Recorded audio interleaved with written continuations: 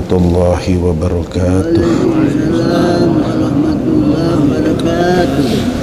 Alhamdulillahilladzi qala fi kitabihil karim wa huwa asdaqul qailin.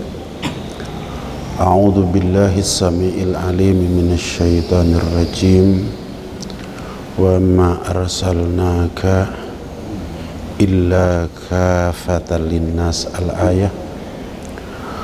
Wa qala aidan wa ma arsal illa rahmatan lil alamin. Wa qala aidan laqad kana lakum fi rasulillahi uswatun hasanah al-ayah. Wassalatu wassalamu ala sayyidina wa habibina wa syafi'ina wa maulana Muhammadin sallallahu alaihi wasallam alladhi qala fi ba'di hadisihi laulaka lamma khalaqtul aflak. Wa qala aidan man ahya sunnati faqad ahabbani wa man ahabbani kana ma'i fil jannah. Sadaqallahul azim wa sadaqa rasuluhun nabiyyul karim wa nahnu ala dhalika minasyahidina wa syakirin walhamdulillahi rabbil alamin. Para alim ulama, para asatid wal asatidah, keluarga besar almarhum Kiai Haji Muhammad Arifin Ilham, dan seluruh hadirin kaum muslimin wal hadirat kaum muslimat di mana saja berada, rahimakumullah. Dari lubuk hati kita yang sangat dalam, marilah kita bersama-sama memanjatkan puji serta syukur kehadirat Allah Subhanahu wa ta'ala atas anugerah agung lagi besar yang saat ini Allah Subhanahu wa ta'ala berikan kepada kita. Apakah anugerah agung lagi besar itu? Anugerah berupa hidayatut taufik. Dengan anugerah tersebut Allah Subhanahu wa ta'ala meringankan kepada kita untuk melangkahkan kedua belah kaki, melanggangkan kedua belah tangan, duduk dalam satu majlis yang sangat-sangat dimuliakan oleh Allah Subhanahu wa ta'ala, yaitu majlis ilmu, majlis yang kedudukan kewajiban atau keparduannya melebihi kewajiban dan keparduan yang lain. Seperti yang sering Abah sampaikan, bahwa duduk di dalam majelis ini, kedudukan kewajiban, kedudukan keparduannya faridotun, bukan fardun, melebihi keparduan sholat, zakat, puasa, dan ibadah haji. Kemudian yang kedua, bahwa niatnya pun melebihi niat-niat pada saat kita melaksanakan kewajiban atau keparduan yang lain. Niat sholat cukup karena Allah, niat zakat cukup karena Allah. Nawaitu an ukhrija zakatal mal lillahi ta'ala. Niat puasa Ramadan cukup karena Allah. Nawaitu shauma ghadin an adai fardhi syahri ramadhana fi hadhihi sanati lillahi ta'ala. Bahkan ibadah haji, ibadah umrah cukup satu saja, niatnya karena Allah. Nawaitul hajja wa ahramtu bihi lillah. Nawaitul umrata wa ahramtu biha lillah.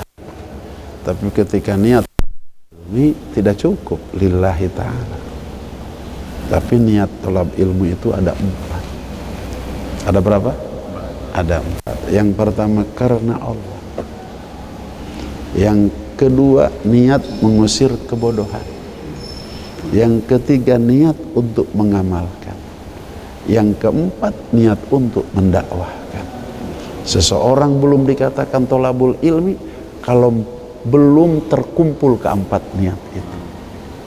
Makanya Abah kalau ngajar di depan anak-anak santri sengaja diulang-ulang. Jumlah niat tolab ilmu ada 4 semuanya. 1, niat karena Allah melakukan perintahnya. 2, niat tolab ilmu, niat ngusir kebodohan dalam diri supaya jadi selamat. 3, niat tolab ilmu, niat untuk diamalkan oleh diri dengan semua teman-teman. 4, niat tolab ilmu, niat untuk didakwahkan pada umat di seluruh alam. Ada berapa? Jadi kalau kita belum melewati keempat niat ini, belum dikatakan tolabul ilmu. Kewajibannya melebihi kewajiban yang lain. Niatnya lebih banyak daripada niat melaksanakan kewajiban yang lain. Pahalanya lebih banyak dari pahala melaksanakan kewajiban yang lain. Ini sering Abah ulang-ulang. Dan yang terakhir, waktunya lebih panjang dari melaksanakan kewajiban yang lain. Sholat waktunya 5 waktu, Johor, Asar, Maghrib, Isya. Setiap waktu kurang lebih 5-7 menit saja selesai. Puasa Ramadan hanya 1 tahun 1 kali, waktunya hanya 1 bulan, setelah itu selesai. Zakat setahun sekali, hanya mereka yang nisab, yang tidak nisab tidak usah zakat. Itu pun hanya setahun sekali. Ibadah haji seumur hidup sekali. Ibadah umrah seumur hidup sekali. Itu pun manis tato'a ilaihi sabila, untuk orang-orang yang memiliki kemampuan di perjalanan. Tapi ketika datang kewajiban tolabul ilmi, apa kata Rasulullah SAW? Utlubul ilma minal mahdi ilallah.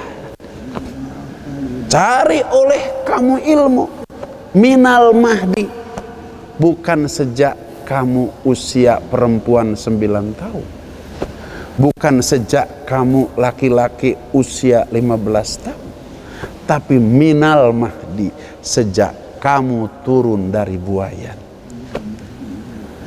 Ini perhatikan baik-baik. Sejak kamu turun dari buayan.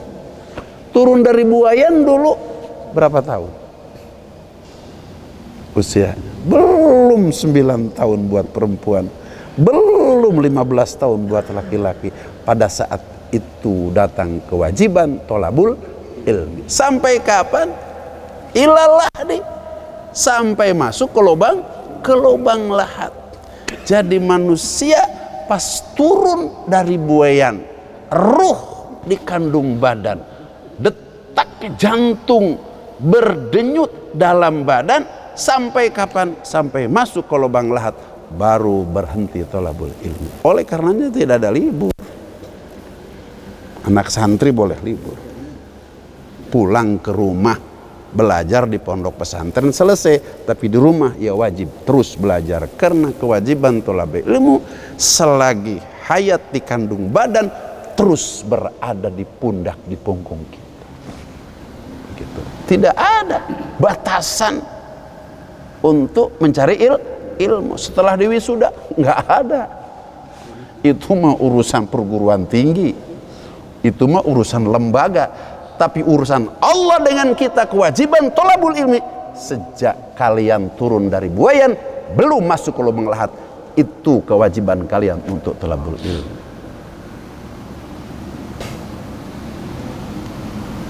Karena kewajibannya lebih tinggi, niatnya lebih banyak, pahalanya lebih besar, niatnya lebih kewajibannya lebih panjang. Orang yang meninggalkan thalabul ilmi dosanya lebih besar, lebih besar, karena seluruh amal-amal dari mulai amal yang kecil sampai dengan amal yang besar, diterima atau tidaknya oleh Allah Subhanahu wa taala digantungkan kepada ilmunya. Fakuluman bi ghairi ilmin ya'malu a'maluhu mardudatun latukbalu. Kata siapa? Ibnu Ruslan dalam kitabnya Sahajalma beramal teu jeung ilmuna, maka tangtu amalna ditolak teu ditarima. Ngerti nggak Ustaz? Kalau nggak ngerti salah nggak nikah sama orang Sunda gitu. Kalau nikah sama orang Sunda mah pasti ngerti, karena kamus yang paling mudah untuk belajar bahasa ya kamus hidup begitu. Artinya barang siapa beramal tidak dengan ilmunya, maka amalnya ditolak. Oleh karenanya orang yang mengabaikan thalabul ilmi besar dosanya, karena ia pasti akan mengabaikan sholat, mengabaikan zakat, mengabaikan puasa, mengabaikan ibadah haji, dan mengabaikan amal-amal yang lain. Semuanya menjadi sia-sia bila tidak dengan ilmu.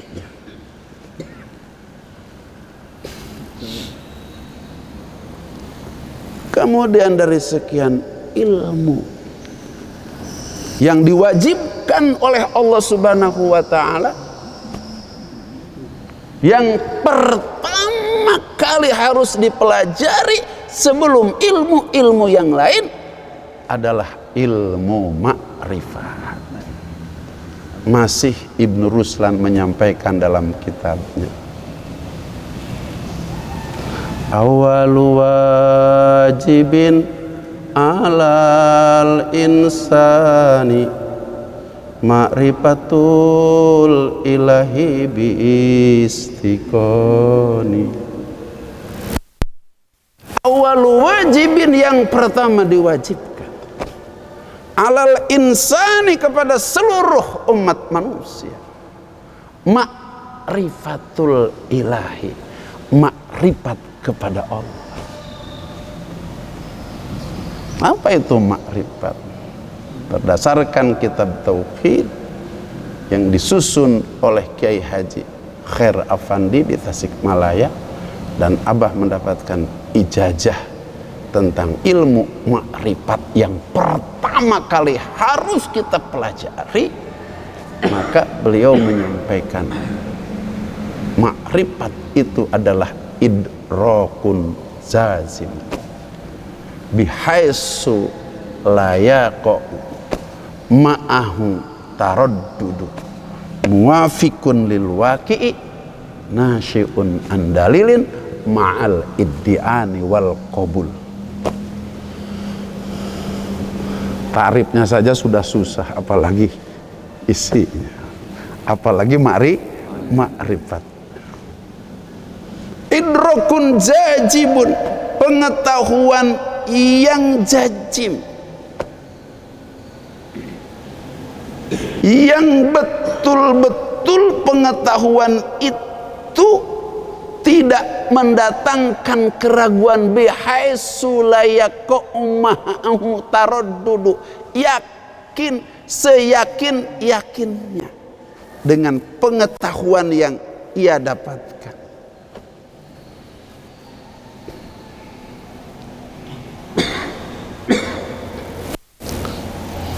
Wafikun lil waqi'i, apa yang ia makrifatkan, apa yang ia yakinkan sesuai dengan kenyataannya.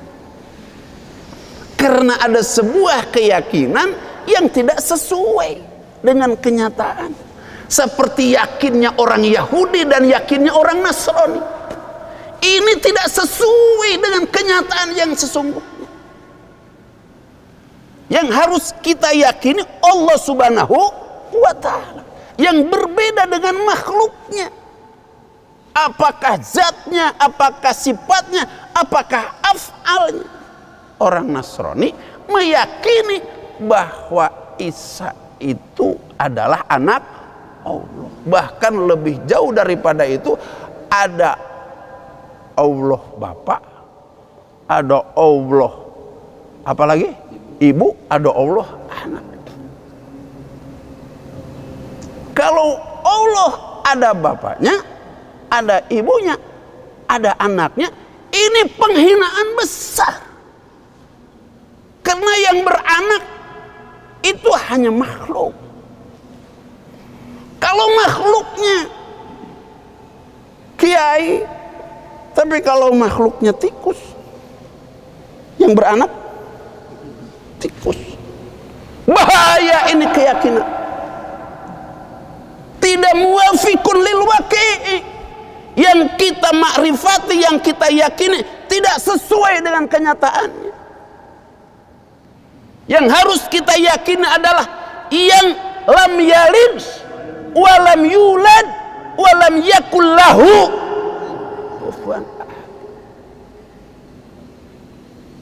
Tidak beranak, tidak diberanakan, dan tidak ada satu molekul pun kesamaan dengan makhluk.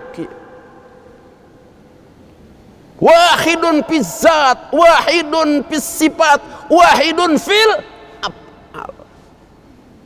Tidak cukup sampai di situ, harus nasyi'un an dalilin.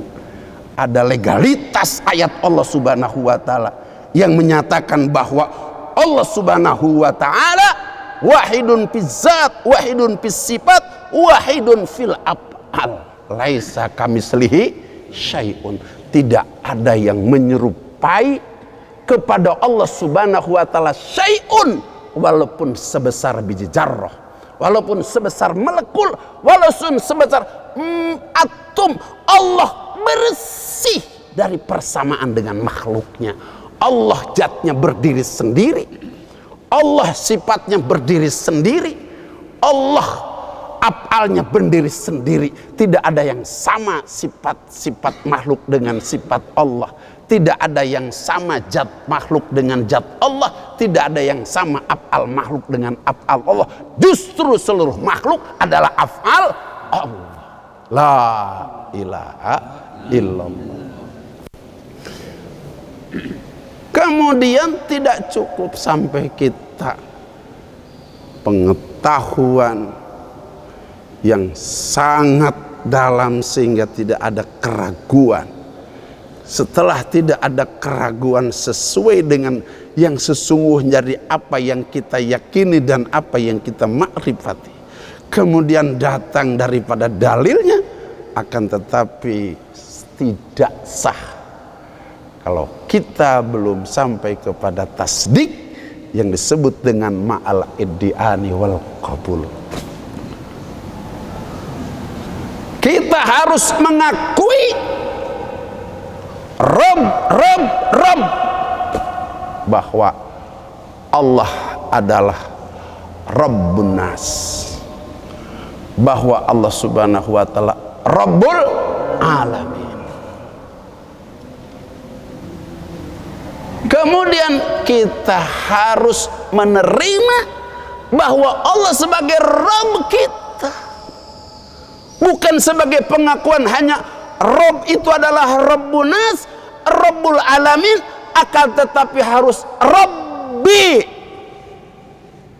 Rabbi diwujudkan oleh kita di dalam sholat, karena orang tidak akan pernah mengatakan Rabbun Nas, Rabbul Alamin, kemudian paling akhir adalah Rabbi, diakui Rabb itu adalah Rabbku. Kita belum akan bisa ruku subhana Rabbiyal Azim, subhana Rabbiyal.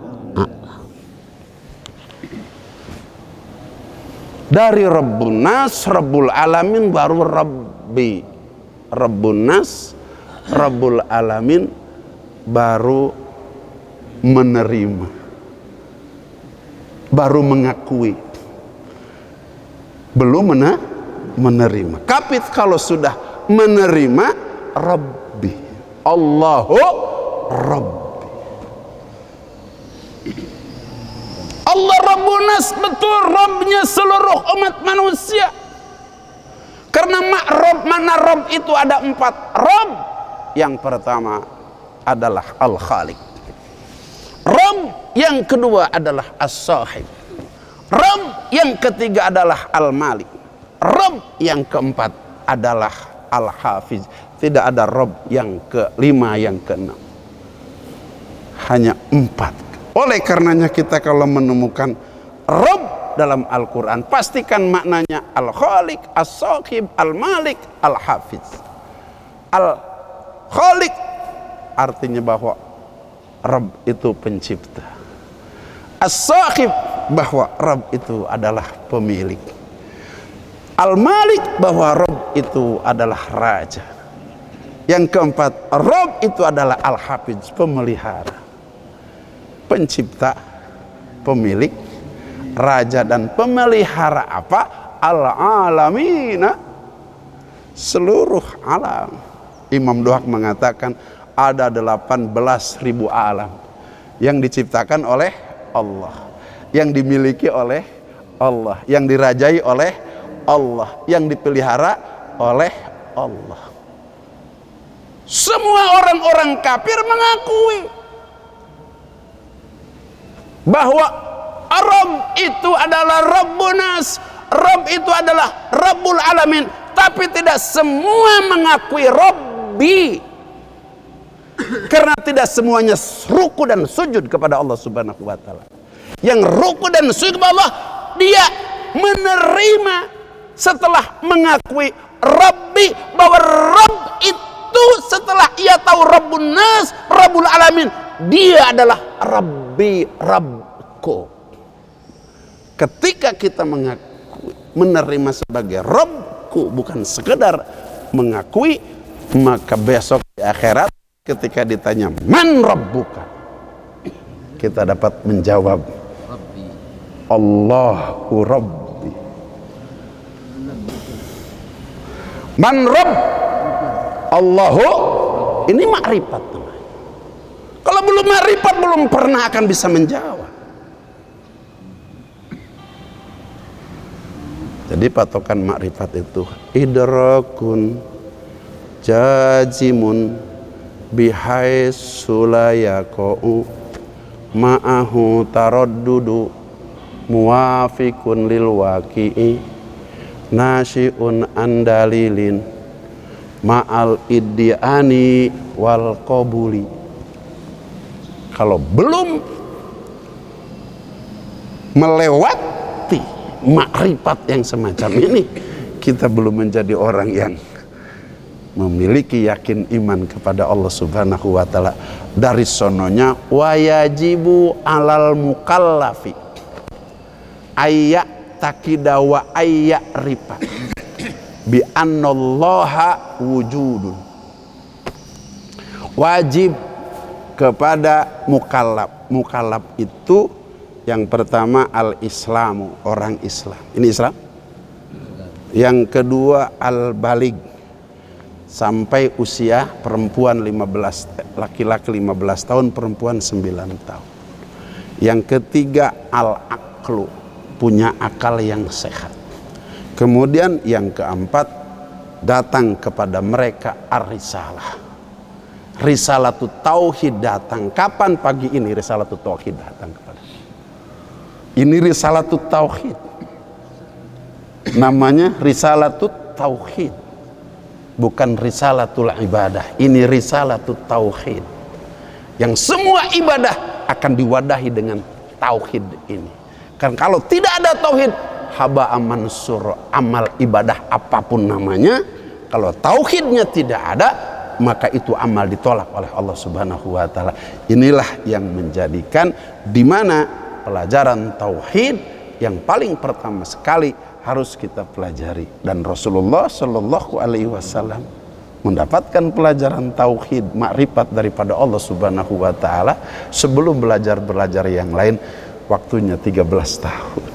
Tinggal kita bertanya berapa tahun kita belajar ilmu tauhid. Kalau Rasul saja yang dosennya Allah Subhanahu wa taala langsung, muridnya Nabi kita Muhammad SAW, mendapatkan pelajaran berapa? 13 tahun. Kita baru 1 minggu sekali, setiap hari Jumat. Sudah malas-malas belajar. Santri libur, ikut libur. Santrinya libur, katanya ikut libur juga kita. Padahal dari sananya utlubul ilm minal mahdi ilallah, cari oleh kamu ilmu sejak kamu turun dari buayan. Bukan usia 9 tahun buat perempuan, bukan usia 15 tahun bagi laki-laki, tapi sejak turun kalian dari buayan. Di situ datang kewajiban tolabul ilmu. Sampai kapan? Ilallah, sampai masuk ke lubang lahat. Subhanallah. Jadi kalau sakit di rumah, belum masuk ke lubang lahat, masih bisa didorong, bisa dipapah, jalan ke majelis ini. Abah nih kurang sehat, sakit, tapi insya Allah ini menjadi penyembuh penyakit kita semua. Hadirin kaum muslimin wal hadirat kaum muslimat rahimakumullah. Tauhid itu dibagi kepada 2 bagian, tauhid uluhiyah dan tauhid nabawiyah. Tauhid uluhiyah dibagi kepada 3 bagian.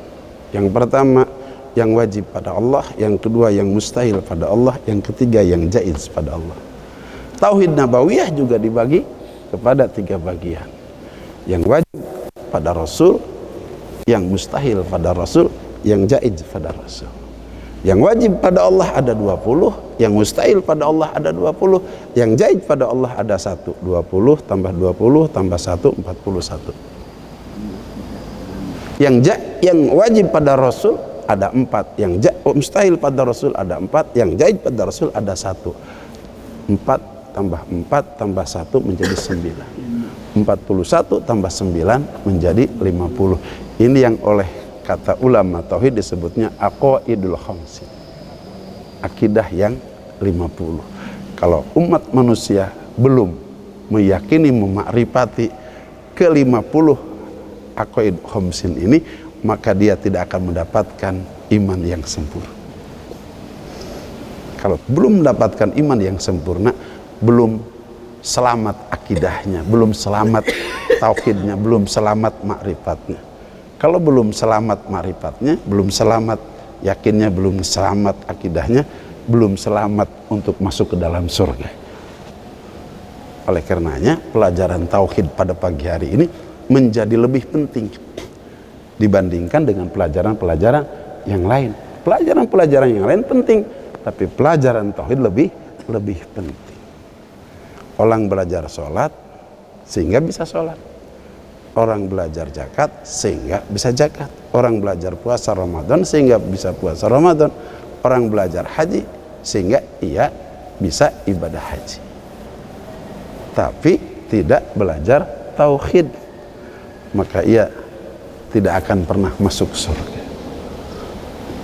Ia belajar tauhid sehingga ia mendapatkan makrifat iman, yakin kepada Allah Subhanahu wa taala. Tidak sholat, tidak zakat, tidak puasa, tidak ibadah haji, dia masuk surga. Karena tiket masuk surga bukan sholat, bukan zakat, bukan puasa, bukan ibadah haji, tapi tiket masuk surga adalah iman. Hanya kalau orang punya iman, tidak sholat, tidak zakat, tidak puasa, tidak ibadah haji, sebelum masuk surga disiksa karena tidak sholatnya, disiksa karena tidak zakatnya, disiksa karena tidak puasanya, disiksa karena tidak hajinya, dan disiksa karena tidak ada melaksanakan amal-amal yang lainnya.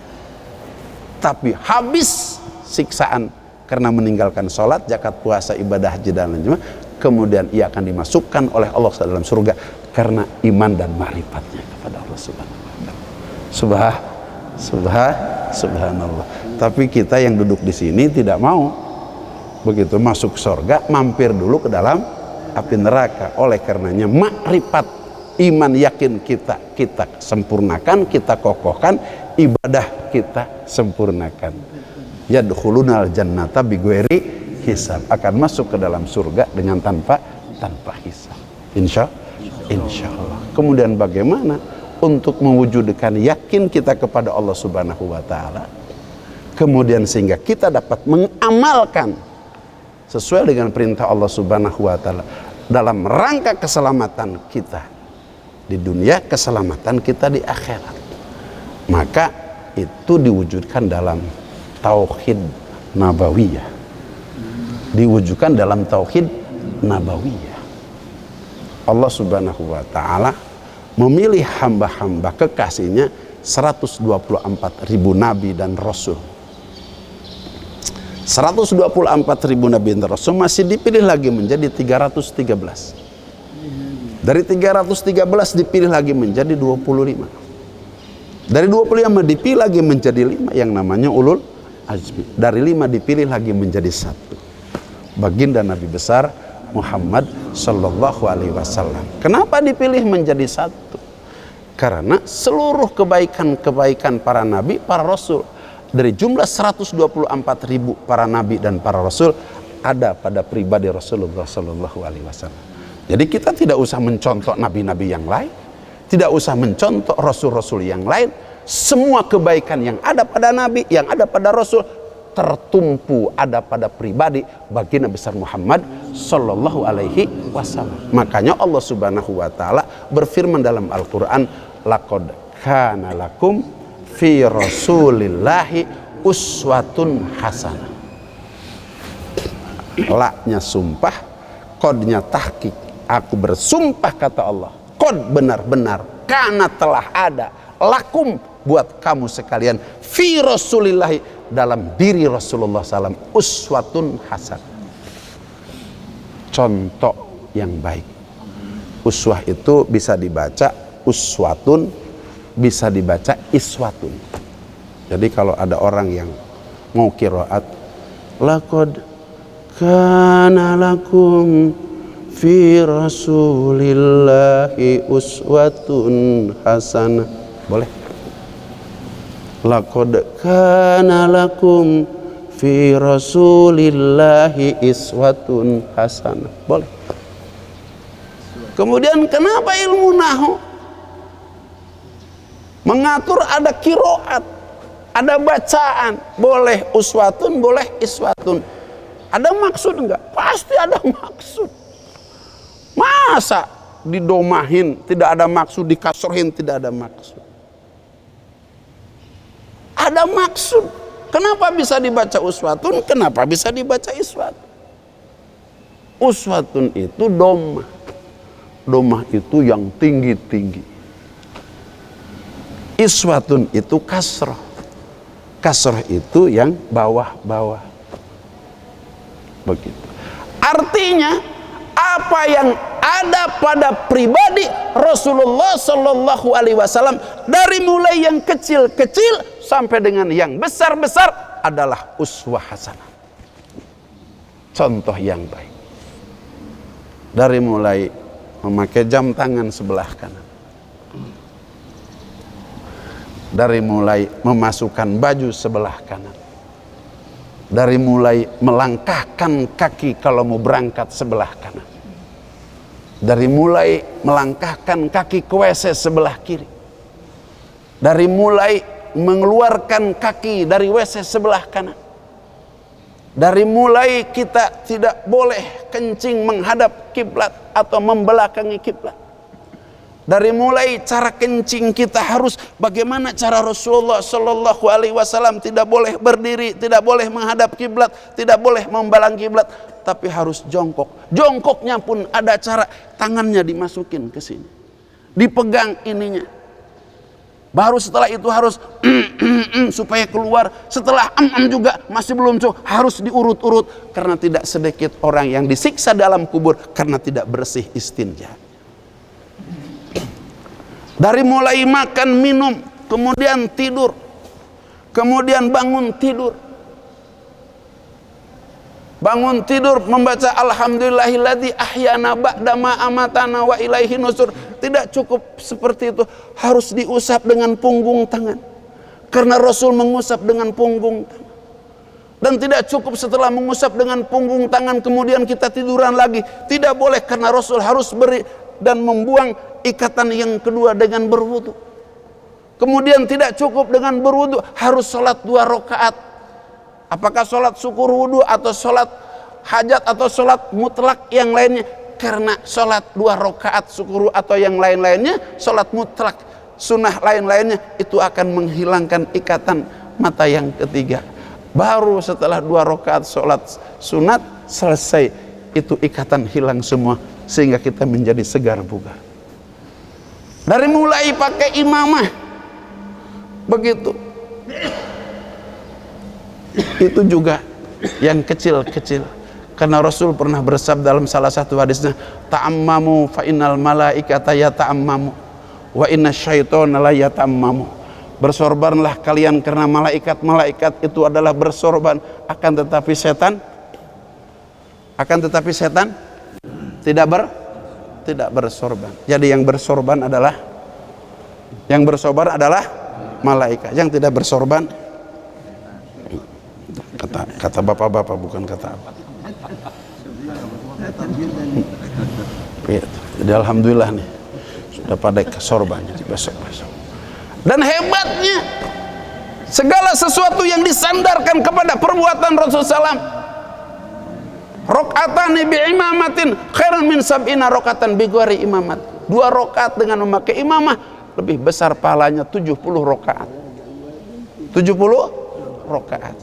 Qobliyah barusan 2 rakaat dapat 70. Salat subuh 2 rakaat dapat 70. 70 kali 10, karena man ja'a bil hasanati falahu asyru amsaliyah. Setiap 1 rakaat pertama mendapatkan 10. Kemudian setelah 2 rakaat mendapatkan 20. 20 kali 70. Salatnya tuh kali 70 lagi. 20 kali 70 berapa? 20 kali 70 berapa?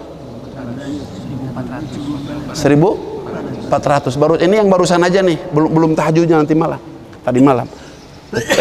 Tambah 70 kali 20 berapa? Nah, itu susah ngitungnya, udah pusing ngitungnya. Itulah gara-gara pakai imam. Ini yang kasroh, yang iswah. Ada yang uswah. Yang uswah itu adalah ibadah besar. Seperti dakwahnya Rasulullah Sallallahu Alaihi Wasallam. Begitu, datang ke Taif, dilempar oleh orang Taif. Ini uswah yang besar-besar. Yang kita belum dakwah ke kampung-kampung kemudian dilempar oleh orang-orang, belum kan? Belum. Begitu. Belum kita seperti dakwah Rasulullah SAW di Gurun Bata, kumpul semua orang dicaci maki sama Abu Lahab. Begitu. Celaka kamu, celaka kamu, celaka Muhammad. Hei, orang gila ini tinggalkan. Coba kalau Abah sekarang lagi dakwah kayak begini. Ini Abah nih kata khotib orang gila, tinggalkan. Terus Abah sendirian di sini. Kira-kira perih enggak? Ini uswatun. Sudah belum kita? Sudah belum? Besok nanti nih, tahun baru. Begitu. Yang bersorban datang kepada mereka yang boncengan dua-dua, tanya, muhrim bukan ini? Ini uswatun, ini bukan iswatun. Kalau masuk masjid kaki kanan, keluar masjid kaki kiri masih iswah. Tapi kalau uswatun, ini malam tahun baru nih kamu. Begitu. Keluar semuanya. Dakwah seperti Rasulullah Shallallahu Alaihi Wasallam. Oleh karenanya ada orang yang mengatakan ada uswah, ada qudwah. Kalau uswah itu cenderung kepada pribadi Rasul. Tapi kalau qudwah cenderung kepada fikirnya Rasul. Oleh karenanya ulama dai membagi kepada sunnah itu, uswah itu menjadi 3 bagian. Yang pertama uswah surah. Uswah surah. Yang kedua uswah sirah. Yang ketiga uswah sarirah. Uswah surah contoh pripi Rasulullah SAW. Nih profil Rasulullah, berimamah, baju gamis. Ini bukan baju orang Arab. Sejak dipakai oleh Rasul, ini menjadi uswah profilnya Rasulullah SAW. Seperti ini. Namanya surah, profil Rasul, penampilan Rasulullah. Kita mengaku umat Rasulullah harus berpenampilan Rasulullah. Kalau Rasulullah berpenampilan seperti ini. Ini penampilan Rasulullah seperti ini. Yang kedua sirah, perjalanan hidup Rasulullah SAW. Sejak bangun sampai bangun lagi, kita harus ikut sirah Rasulullah SAW. Baru yang terakhir adalah sarirah, fikir Rasulullah SAW. Apa yang menjadi fikir Rasulullah SAW? Karena Allah Subhanahu wa Ta'ala mengutus beliau kafatal linnas. Berbeda dengan para nabi, para rasul yang lain. Nabi Nuh untuk kaumnya, Nabi Musa untuk kaumnya, Nabi Isa untuk kaumnya, Nabi Muhammad Sallallahu Alaihi Wasallam kafatal linnas, untuk seluruh manusia. Diutus untuk seluruh manusia, utusan untuk datang kepada seluruh umat manusia, kafatal linnas. Abah belum baca rahmatan lil alamin. Ini orang-orang hari ini salah mengartikan rahmatan lil alamin. Tapi kafatal linnas ini tidak dibahas. Untuk seluruh umat manusia, utusan untuk seluruh umat manusia, agar setiap umat manusia selamat dunia, selamat akhirat, masuk ke dalam surganya Allah Subhanahu wa Ta'ala, terhindar daripada azab dunia, azab neraka. Itu yang menjadi pikirnya Rasulullah. Berpikir bagaimana diri, keluarga, dan seluruh umat manusia kafatal linas, selamat dirinya, selamat keluarganya, dunia akhirat, dari azab api neraka, masuk ke dalam surganya Allah Subhanahu. Ini yang menjadi fikir Rasulullah. Wa ma arsalnaka illa rahmatan lil alamin. Tidak aku utus engkau Muhammad kecuali rahmat untuk seluruh alam. Dari Nabi Ibrahim sampai dengan Tauratnya Nabi Musa itu 700 tahun. Dari Nabi Daud sampai kepada Nabi Isa itu 120 tahun. Dari Nabi Isa sampai kepada Nabi kita itu 620 tahun. 620 tahun. Jadi manusia ini sudah kacau. Dari ujung masyrik sampai ujung maghrib, maka Allah tetapkan wa ma arsalnaka illa kafatal linnas. Wahai Muhammad, aku tidak mengutus kamu kecuali kamu bukan hanya untuk Mekah, bukan hanya untuk Madinah, akan tetapi kamu diutus kafatal linnas, untuk manusia minal masyrik ilal maghrib. Oleh karenanya alat yang dipakai dakwahnya adalah Al-Quran. Al-Quran itu adalah kumpulan daripada seluruh kitab-kitab yang pernah diturunkan dari 104 kitab. 100 suhuf tambah kitab Zabur, Taurat, Injil, Al-Quran. Makanya ada satu keterangan, barang siapa yang membaca surat Al-Fatihah berarti ia telah membaca Zabur, membaca Taurat, membaca Injil, dan membaca Al-Quran. Jadi kalau kita sudah ikut Muhammad SAW, sudah ikut seluruh Nabi dan Rasul. Kalau kita sudah pelajari dan jadikan Al-Quran, sudah pelajari seluruh kitab-kitab yang perturunkan oleh Allah Subhanahu wa Ta'ala. Wa ma arsalnaka illa rahmatan lil alamin. Ini apabila wa ma arsalnaka illa kafatalinas sudah selesai, baru akan jadi rahmat. Kapan jadi rahmat? Apabila kafatalinas selesai, baru akan jadi rahmat. Allah berfirman dalam hadis qudsi, inilah ahamu bi adzabi ibadi. Aku ingin menyiksa orang hamba-hambaku yang enggak sholat, udah tua masih nongkrong di warung kopi, udah tua masih main stick, udah bau tanah masih main-main, apalagi ulang tahun hotel segala macam. Inilah ahamu bi'adzabi ibadi, aku ingin siksa mereka hamba-hambaku. Fa'andur ila ummaril masajid. Ketika aku masih melihat jamaah-jamaah menghidupkan masjid, wawil danil muslim, ada santri-santri yang belajar Islam, payas kunu godobi, aku reda marahku, kata Allah Subhanahu wa Ta'ala. Jadi kemarahan Allah reda ketika ada orang-orang yang telah mendapatkan kafatalinas, sehingga ia menjadi orang-orang yang beribadah kepada Allah Subhanahu wa Ta'ala. Paham? Kalau ada orang ibadah dalam dunia ini, maka dunia ini akan menjadi aman. Tapi kalau dunia ini sudah tidak lagi orang yang ibadah, maka dunia ini tidak akan menjadi rahmat lagi.